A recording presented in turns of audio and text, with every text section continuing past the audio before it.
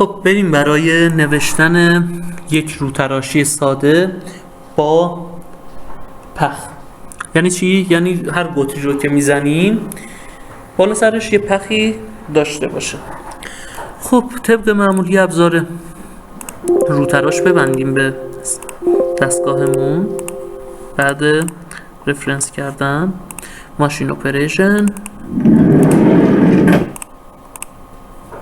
تول منیجمنت، ابزار شماره 1 رو درک کنید بیارید روی استیشن 1 تون.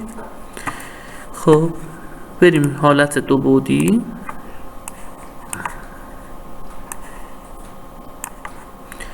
رپید پوزیشن کنیم ابزارمون رو. قطرمون اینجا 80 و زدمون 0. گت کامپایل، اینجا قطرمون 80. گت کامپایل، نکست اکسیس، اینجا زدمون 0 در کد G54. کلکولیت اوکی. بریم سراغ برنامه نویسیم. مور رو میزنم نیو، اسمش رو میذارم رو تراش.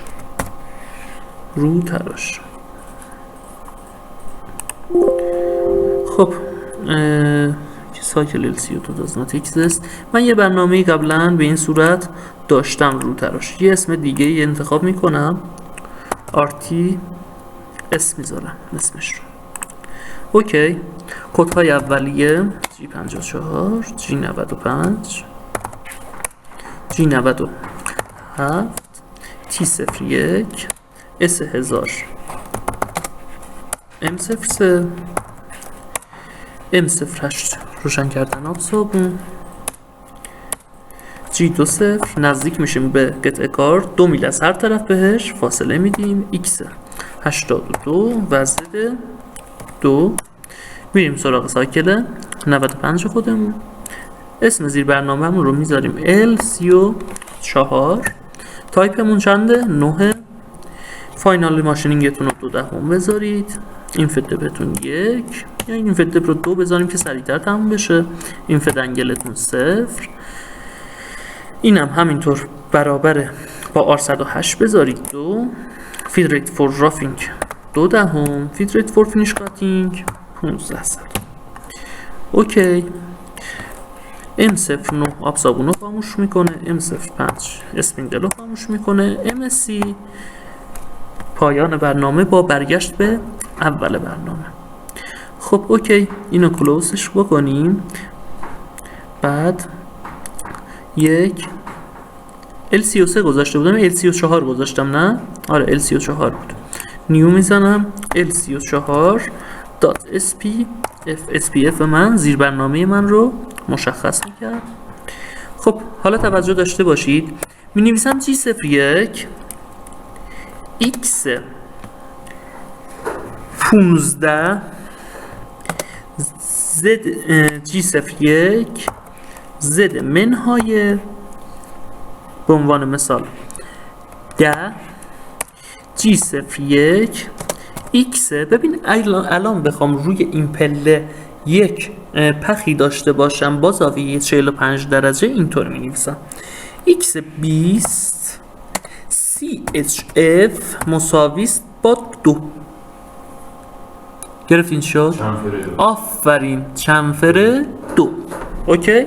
حالا بیام خط بعدی G01 Z منهای چند 20 G01 X 35 RND مساوی 2. RND چیه؟ روند. گوس بزن. خب G01 Z منهای 40 G01 X چند به عنوان مثلا 35 رو رفتیم 50 CHF. خب بگو چی؟ آفرین، برای راحت کردن کارته. دیگه نیازی نیست بیای جی صفر دو کنی، محاسبه کنی، آر بدی، فلان کنی. خودش یه نیم دایره دو واسط میزنه چون آرندی براش تعریف کردی. CHF مثلا اینجا بنویسم 3. خب جی صفر 1 x 80 m 17 m 17 هم خط بعدی باشه. m 17 کلوزش بکنیم. بریم حالا RTS مون رو سلکت بکنیم. سلکتش میکنم، زوم کنیم، حالا نتیجه کار رو ببینیم. گراف رو ببین. بزنم اجراشه. آره بذار اجرا کنه، تماشا بکنیم.